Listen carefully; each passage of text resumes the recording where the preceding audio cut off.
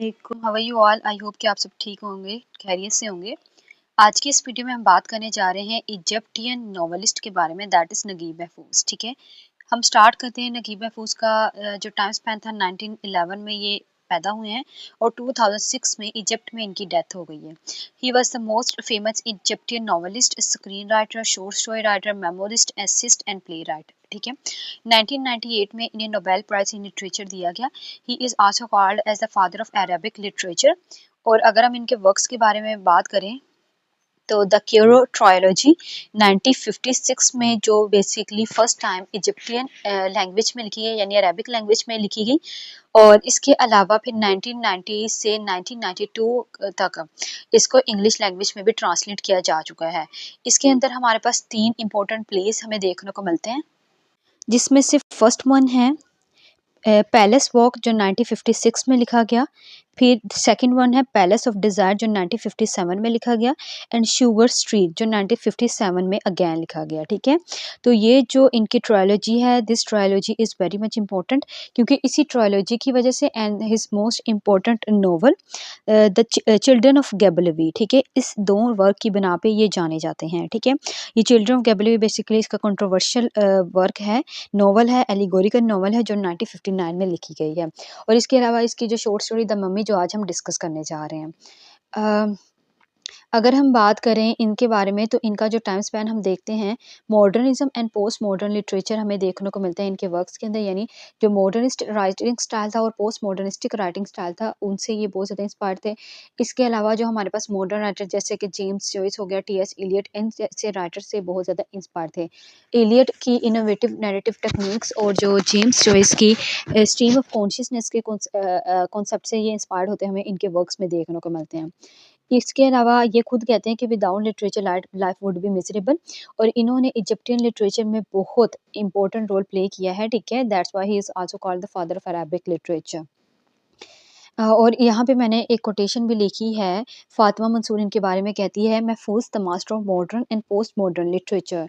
ठीक है, क्योंकि इनके वर्क्स में हमें मॉडर्निस्टिक थीम भी देखने को मिलते हैं, कुछ मॉडर्निस्टिक इनोवेटिव नैरेटिव टेक्निक्स भी देखने को मिलती है। और इसके अलावा अगर हम पोस्ट मॉडर्न लिटरेचर की बात करें तो पोस्ट मॉडर्न लिटरेचर के जैसे टेक्निक्स हमारे पास एब्सर्डिज्म आ गया, एग्जिस्टेंशलिज्म, तो ये एग्जिस्टेंशलिज्म पे बहुत बात करते हैं। Uses language that challenges traditional norms while embracing the fluidity of contemporary storytelling. ठीक है, तो ये फातिमा मंसूर इनके बारे में कहती हैं। इनके राइटिंग स्टाइल में हमें एग्जिस्टेंशलिज्म की जो हमारे पास कॉन्सेप्ट आता है उस वो बहुत ज़्यादा देखने को मिलता है। ठीक है, जिसमें मीनिंगलेसनेस या मीनिंगलेस लाइफ के बारे में, या to find the meaning of the word in a very meaningless word, meaning of to find the meaning of life in a meaningless word, ये हमें देखने को मिलता है। स्ट्रीम ऑफ कॉन्शियसनेस जैसी टेक्निक्स देखने को मिलती है। इसके अलावा वो सोशल रियलिज्म पे बात करते हैं और इजिप्टियन ट्रेडिशन को हाईलाइट करते हैं।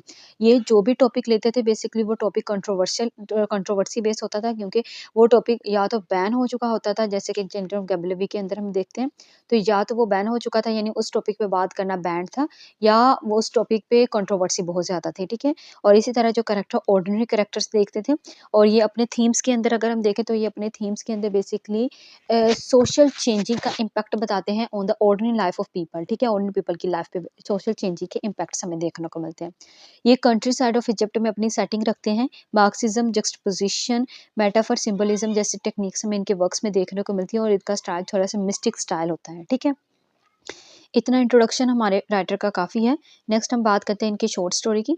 इनकी शॉर्ट स्टोरी जो है द मम्मी अवेकन्स। ठीक है, यह क़ज़ात अल ममिया के नाम से इसको first time in Arabic language में पब्लिश करवाया गया इन 1939, और फिर बाद में 2001 में बाय रेमंड स्टोक इन्हें इंग्लिश इस शॉर्ट स्टोरी को इंग्लिश में ट्रांसलेट किया जा चुका है। Multiple perspective of this short story की बात करें अगर हम, तो इस शॉर्ट स्टोरी का हमें point of view first person narration देखने को मिलती है। और इसके अलावा इसके अंदर हमें आउटर कन्फ्लिक्ट दिखाई हुई है, जिसके अंदर जो बेसिकली जो मेन कैरेक्टर है महमूद पाशा का, वो पसंद करता है फ्रेंच लिटरेचर को, लेकिन जो conflict with the lower working class की हमें देखने को मिलती है। इसके अलावा इसकी जो सेटिंग इजिप्ट में रखी गई है, इसके अंदर स्टे फॉरवर्ड एग्जिस्टेंशियलिज्म की टेक्निक्स का यूज़ किया गया है, सिंबलिज्म का यूज़ किया गया है और मल्टीकल्चरलिज्म को हाईलाइट किया गया है। मल्टीकल्चरलिज्म हम देखते हैं यहाँ पे इजिप्ट को भी हाईलाइट किया गया और at the same time French culture को भी हाईलाइट किया गया है। इसके कैरेक्टर्स के बारे में बात करें तो महमूद पाशा का जो बहुत इंपॉर्टेंट कैरेक्टर है, जो इसके अंदर बेसिकली किंग दिखाया हुआ है। ये एक ब्रूटल किंग है जो स्लेव के साथ इसका जो सलूक है बहुत ही बुरा है। ये एक फ्रैंकोफाइल है। फ्रैंकोफाइल ऐसा पर्सन होता है जो फ्रेंच लैंग्वेज को, उसकी ड्रेसिंग को, उनके कल्चर को पसंद करता है। तो ये एक ऐसा पर्सन है, 3 इन 1 पर्सनैलिटी इसकी हमें देखने को मिलती है, क्योंकि ये क्या है, फ्रेंच के लिटरेचर को या फ्रेंच लैंग्वेज को, फ्रेंच को बहुत ज़्यादा पसंद करता है। इसके जो टेस्ट हैं वो फ्रेंच के हैं, इसकी नेशनैलिटी इजिप्ट की है और इसका जो ओरिजिन है वो तुर्किश देखने को मिलता है। इसके एक पास एक डॉग होता है जिसको वो ह्यूमन बीइंग से ज़्यादा अटेंशन देता है, ठीक है। ह्यूमन बीइंग के साथ बहुत ज़्यादा बुरा सलूक करता है, क्लास डिस्क्रिमिनेशन को ये क्रिएट करता है। ये protagonist in the form of antagonist हम कह सकते हैं, क्योंकि ये बहुत ज़्यादा क्रूरटी है, या हम कह सकते हैं इन अ नटशेल कि ये मेन कैरेक्टर है, ठीक है। और इसके अलावा ये मल्टी डायमेंशनल इसकी पर्सनैलिटी दिखाई हुई है। ये इसकी ब्लू आइज़ होती हैं और ये हमारे पास जो ब्रूटल बिहेवियर इसका दिखाया हुआ है। और इसके अलावा ये क्लास डिस्क्रिमिनेशन को with the hatred of Egyptian people, ठीक है, वो क्रिएट करता है। हमारे पास जनरल हुल का कैरेक्टर है। जनरल हुल बेसिकली वो कैरेक्टर है जिसकी ये मम्मी है। अच्छा, तो जनरल हुड को डिफाइन करते हैं के साथ ही मैं आपको टाइटल सिग्निफिकेंस भी बता देती हूँ। The mummy. अब ये जो मम्मी है ना, मम्मी तो वैसे उर्दू में या वैसे हम कह सकते हैं मम्मी मदर को कहा जाता है। यानी हर एक लैंग्वेज की अपनी-अपनी यानी मीनिंग्स होते हैं। इन इजिप्ट जो MUMMY मम्मी क्या होता है? मम्मी बेसिकली एक डेड बॉडी को कहा कहा जाता है that is covered with cloth, ठीक है? क्लॉथ के अंदर जो कवर होती है उसे मम्मी कहा जाता है इन इजिप्ट। और इसकी भी आपको मल्टीपल इंटरप्रिटेशन देखने को मिलेगी, क्योंकि ये जो मम्मी है कहीं ये कहते हैं बेसिकली इसका मतलब क्या होता है, डेड बॉडी पे जब रैप की जाती है ना विद विद क्लॉथ्स, तो उसे कहते हैं हम मम्मी।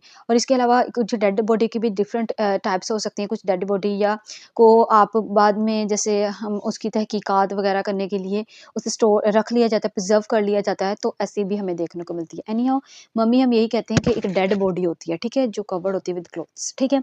तो यहाँ मम्मी अवेकन्स हमें देखने को मिलती है, क्योंकि शॉर्ट स्टोरी के अंदर जो जनरल हुर का कैरेक्टर है ना, ये पहले रह चुका है इजिप्ट का, जहाँ महमूद पाशा अब किंग है, ये पहले इसका किंग रह चुका है।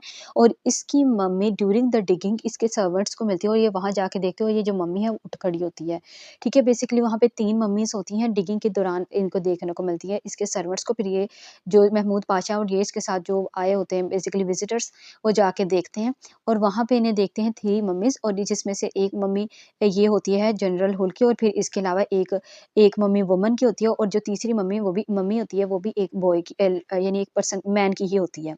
ठीक है, इस तरह जो मम्मी का कैरेक्टर बहुत इंपॉर्टेंट है। अगर ये मम्मी एक फ़िक्शनल कैरेक्टर दिखाया हुआ है, लेकिन ये फ़िक्शनल कैरेक्टर है विद द रिप्रेजेंटेशन, या हम कह सकते हैं विद रियलिस्टिक हिस्टोरिकल सेटिंग के साथ।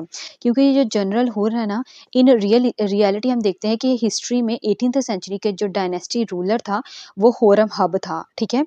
और उसी को दिखाया गया है इस शॉर्ट स्टोरी के अंदर with the fictional character of the mummy under the name of general हुर, ठीक है? तो एनी हम देखते हैं ये फॉर्मर पाशा रह चुका है और कहीं आपको मिलेगा 1000 साल पहले ये मर चुका है और कहीं 3000 साल पहले। और नेक्स्टली हम देखते हैं कि इसके डिगिंग के दौरान इनको ये यानी इसकी ये मम्मी मिलती है और ये जो मम्मी है जो उठ खड़ी होती है, पहले हमें बर्ड देखने को मिलता है जो सिंबॉलिक है।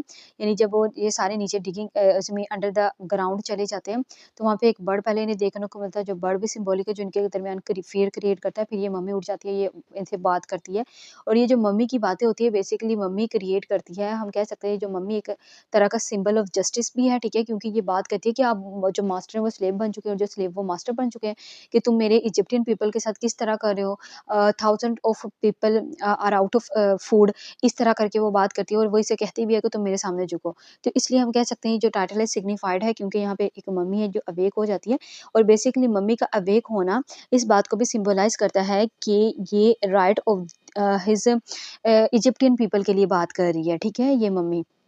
तो इसके अलावा यहाँ पे ये सिंबलाइज़ भी करती है कि इसके थ्रू ये दिखाया हुआ है कि एक रिलीजियस पर्सपेक्टिव से हम देखें तो इसके थ्रू ये भी दिखाया गया है कि इंसान जितने भी बुरे काम कर ले ना, तो उसका एक ना एक दिन उसको बदला ज़रूर मिलना होता है। तो यहाँ भी हम देखते हैं कि इसके अंदर जो दिखाया हुआ है महमूद पाशा किस तरह डर जाता है और इतना दिखाया गया है कि वो खुद कहता है कि मैं अनकॉन्शियस हो चुका हूँ और जो मेरा माइंड है वो आउट ऑफ वर्ड हो चुका है।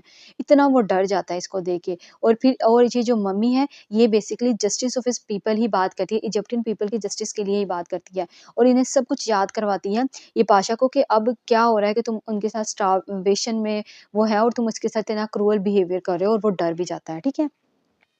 तो इसके बाद हमारे पास शेख जदाउल्ला का करैक्टर है। ये शेख जदाउल्ला ये भी बेसिकली इन्हीं के साथ होता है जब ये वहाँ पे जाते हैं। और ये शेख शेख जदाउल्ला हम देखते हैं कि कुरान मजीद की वर्सेस को भी रिसाइट करता है और ये एक इम्पोर्टेंट करैक्टर दिखाया हुआ है जिससे जो महमूद पाशा इंस्पायर्ड होता है। नेक्स्टली अगर हम थिम्बलिज्म मैंने आपको साथ ही बता दिया, अगर हम इसके थीमेटिक एनालिसिस की बात करें तो हमें थीमेटिक एनालिसिस देखने को मिलता है फ्रेंच इंपीरियलिज्म के थ्रू। यहाँ पे एक कोट की गई है, ये जो कोटेशन है बेसिकली आपको फ्रेंच इंपीरियलिज्म की समझने के लिए इम्पोर्टेंट होगी। यहाँ लिखा गया है as a lover of France, यानी ये महमूद पाशा के लिए लिखा गया है as a lover of France and the as a lover of France, a fanatic for her culture, for its culture, and a preacher for its politics। तो ये जो preacher of the politics of French है, तो ये हमें देखने को मिलता है फ्रेंच इंपीरियलिज्म। तो इंपीरियलिज्म क्या होता है? इंपीरियलिज्म बेसिकली ऐसी फिलोसफी या डॉक्ट्राइन होता है जिसपे आपको फिजिकल कंट्रोल नहीं होता, ठीक है। यानी इंपीरियलिज्म में वो पॉलिसी होती है जिसमें ये फैसला किया जाता है या इस बात को डिसाइड किया जाता है कि ये हम किस तरह जाके वहाँ पे रूल करेंगे, ठीक है। तो यहाँ उनके कल्चर के थ्रू हमें फ्रेंच इंपीरियलिज्म देखने को मिलता है।